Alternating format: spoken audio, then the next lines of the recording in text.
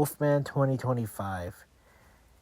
The first movie I saw in January, and it's the only movie that I cared about this month because there's literally nothing in January to watch. This movie is okay. I wouldn't say amazing. I wouldn't say it's bad. I would say it's a run in the mill. It could have been better. There was a design change.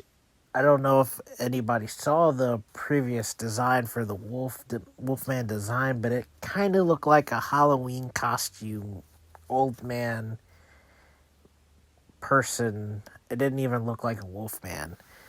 But I'm glad that they fixed that because, oh boy, it looked terrible. But the design for Wolfman here is not really Wolfman-like, though I do like the transformation. The characters are... I just didn't really care for the characters. There's not many characters in the movie. There's a family. There's Blake. I forgot the wife's name. She comes off as an unsufferable, unlikable character, but she at least is a little bit useful, but she's kind of dumb in this movie. There are some moments in the movie I'm like, really?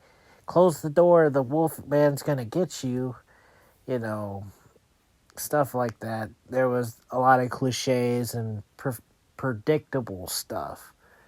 Like, I'm glad that we got to see the Wolfman on Wolfman action. It's not really a spoiler, but we get to see that. But there's not that much action. There's a flashback scene in the beginning.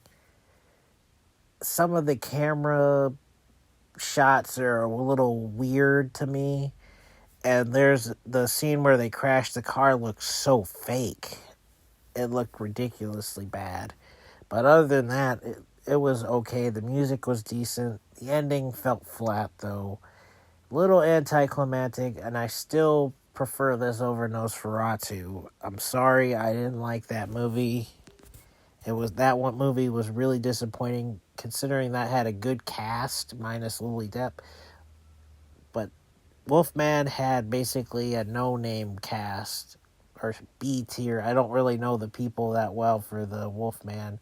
There was literally only like 5 people in the film. And I felt like the pacing could have been a little bit better. I wish there was a little more action, and I wish you could see stuff better. Like, it was like most of the shots are at night, and it was kind of hard to make out some scenes. But I would say overall it's a 6 out of 10, 6.5. It's not terrible, but it's not good. It's definitely not better than the 2010 remake of The Wolfman.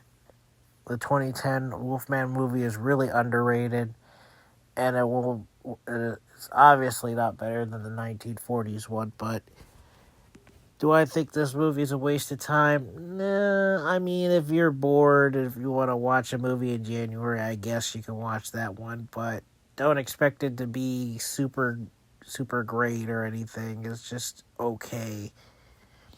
And the guy who directed this did, I think he was the producer of Saw and Insidious and a lot of other horror movies. But his track record in directing is not very good so far.